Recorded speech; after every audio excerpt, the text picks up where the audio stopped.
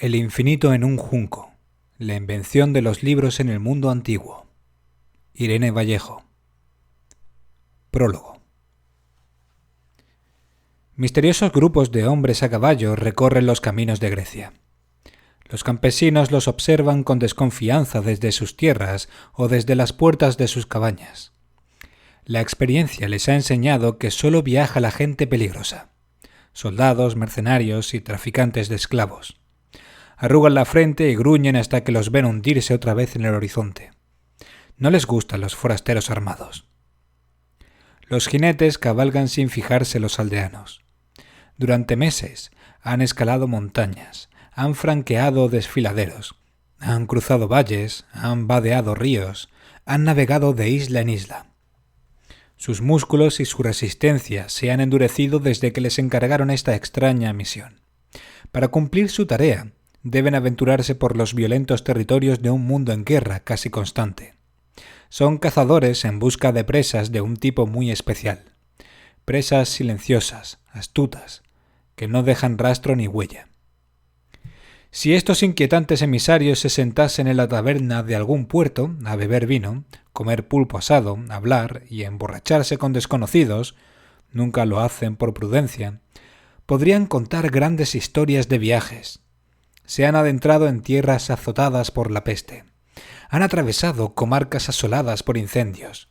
Han contemplado la ceniza caliente de la destrucción y la brutalidad de rebeldes y mercenarios en pie de guerra. Como todavía no existen mapas de regiones extensas, se han perdido y han caminado sin rumbo durante días enteros bajo la furia del sol o las tormentas. Han tenido que beber aguas repugnantes que les han causado diarreas monstruosas. Siempre que llueve, los carros y las mulas se atascan en los charcos. Entre gritos y juramentos han tirado de ellos hasta caer de rodillas y besar el barro. Cuando la noche les sorprende lejos de cobijo alguno, solo su capa les protege de los escorpiones. Han conocido el tormento enloquecedor de los piojos y el miedo constante a los bandoleros que infestan los caminos.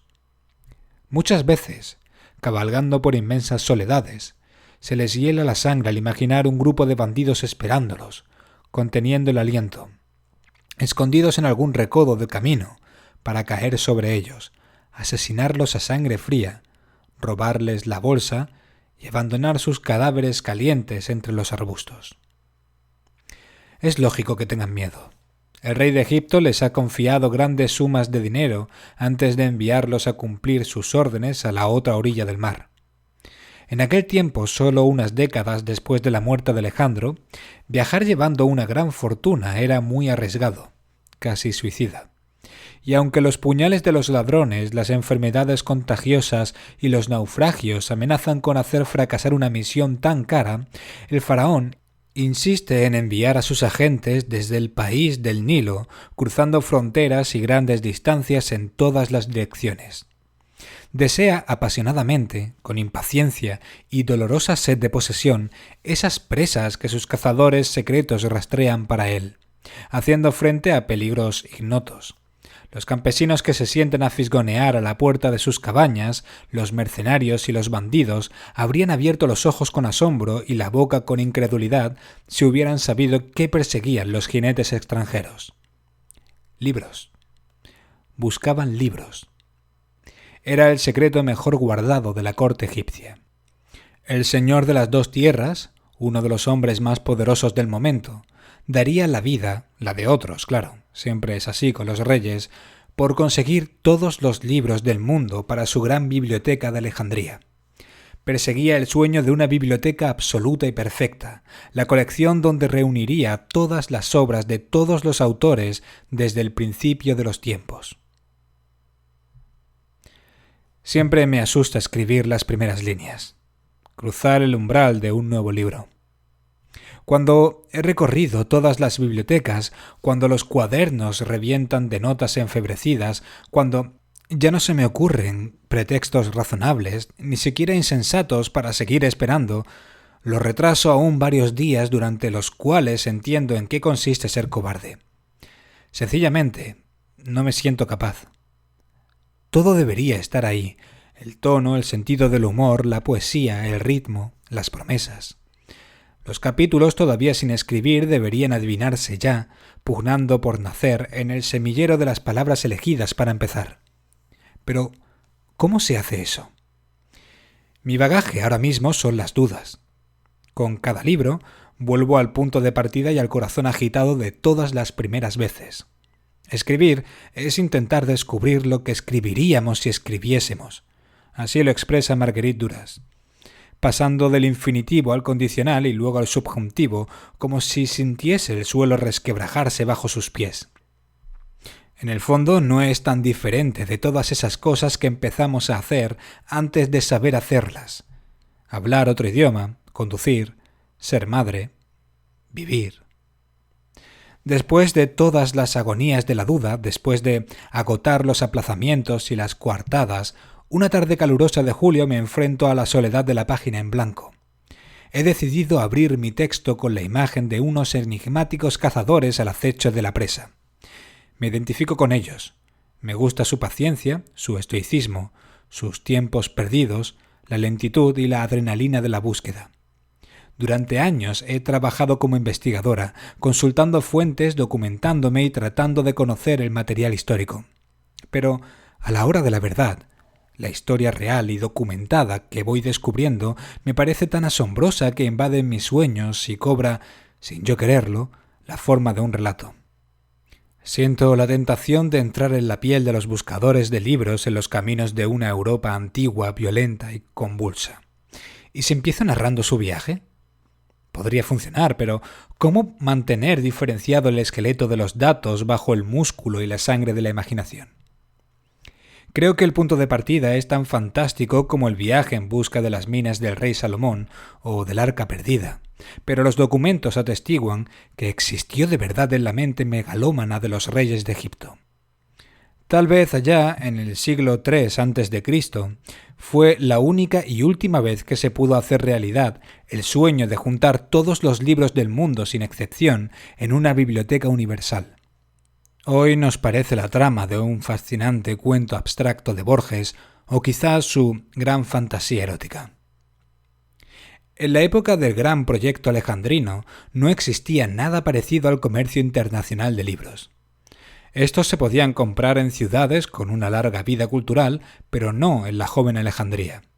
Los textos cuentan que los reyes usaron las enormes ventajas del poder absoluto para enriquecer su colección. Lo que no podían comprar, lo confiscaban.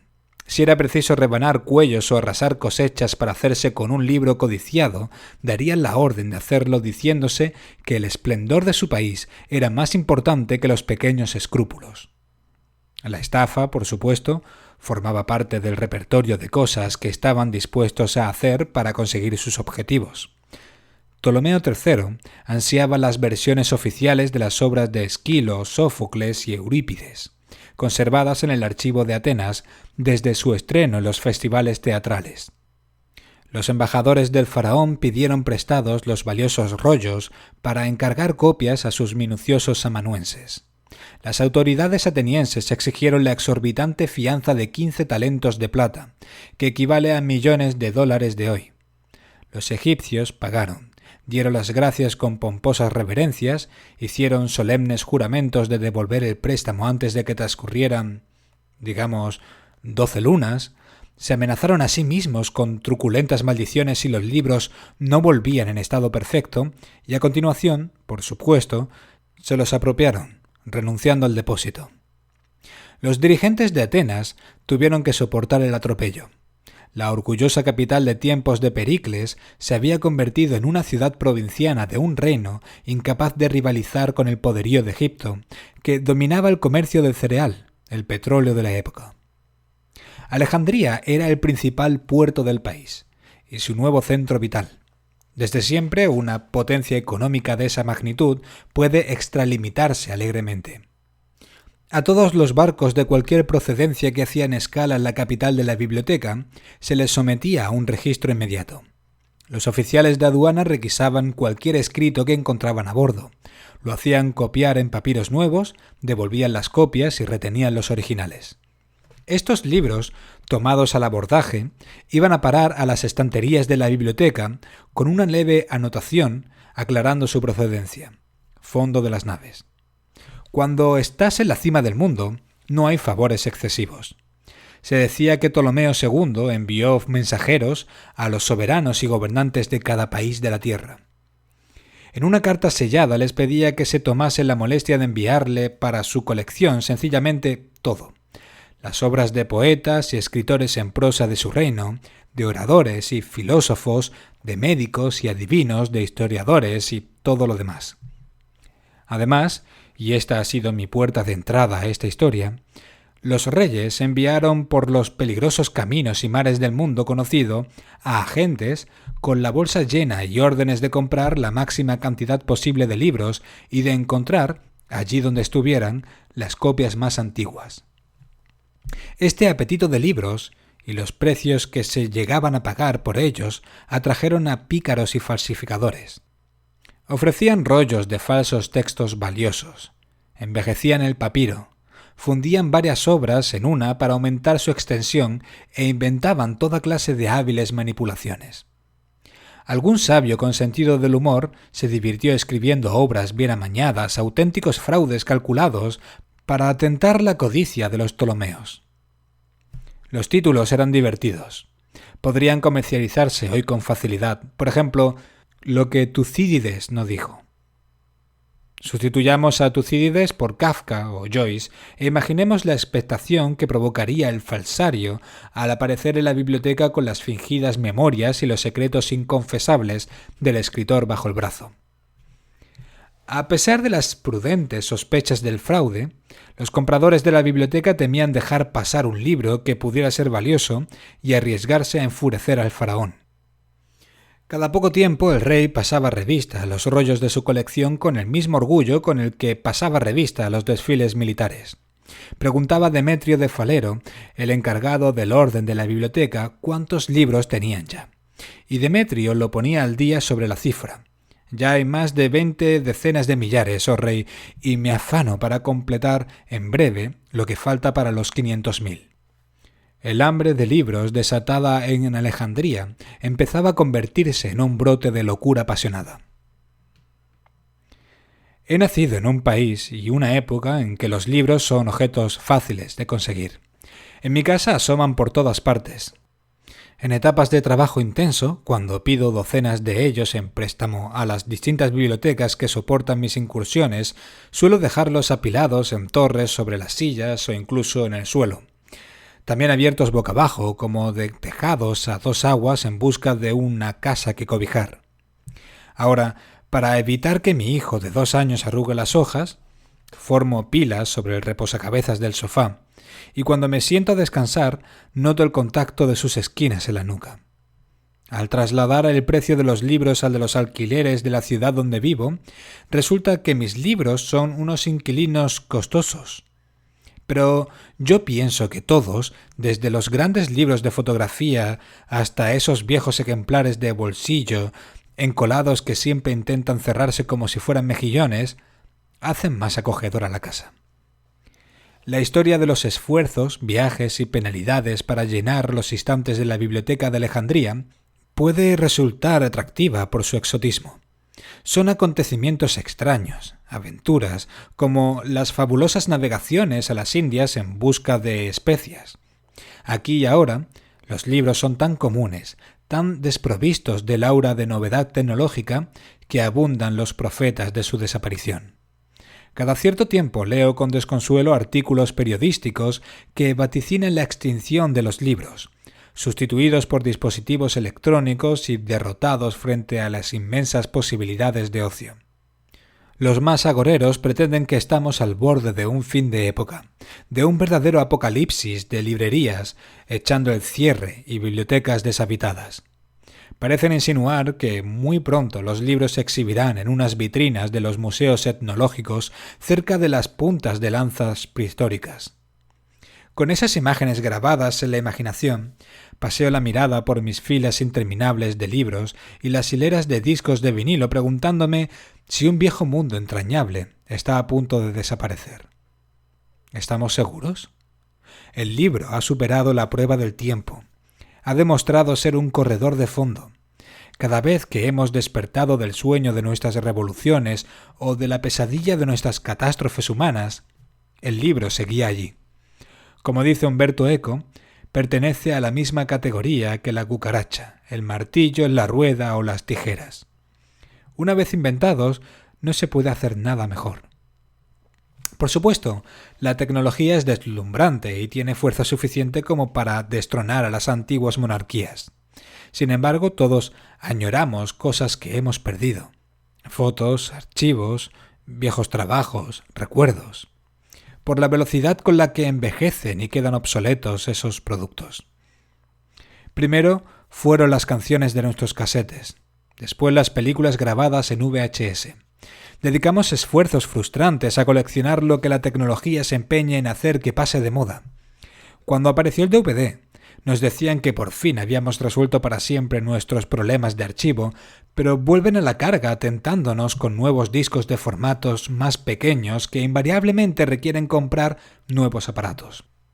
Lo curioso es que aún podemos leer un manuscrito pacientemente copiado hace más de 10 siglos, pero ya no podemos ver una cinta de vídeo o un disquete de hace apenas algunos años, a menos que conservemos todos nuestros sucesivos ordenadores y aparatos reproductores como un museo de la caducidad, en los trasteros de nuestras casas.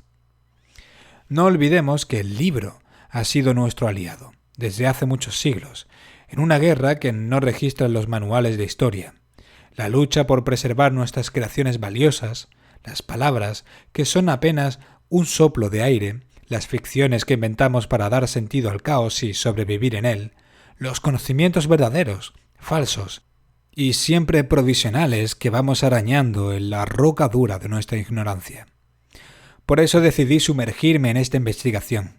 Al principio de todo, hubo preguntas, enjambres de preguntas. ¿Cuándo aparecieron los libros? ¿Cuál es la historia secreta de los esfuerzos por multiplicarlos o aniquilarlos? ¿Qué se perdió por el camino y qué se ha salvado? ¿Por qué algunos de ellos se han convertido en clásicos? ¿Cuántas bajas han causado los dientes del tiempo, las uñas del fuego, el veneno del agua? ¿Qué libros han sido quemados con ira? ¿Y qué libros se han copiado de forma más apasionada? ¿Los mismos?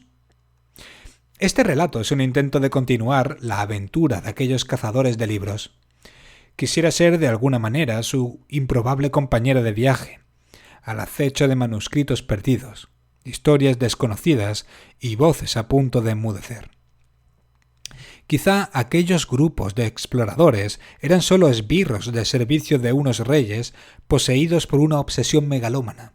Tal vez no entendían la trascendencia de su tarea, que les parecía absurda, y en las noches al raso, cuando se apagaban los rescoldos de la hoguera, mascullaban entre dientes que estaban hartos de arriesgar su vida por el sueño de un loco.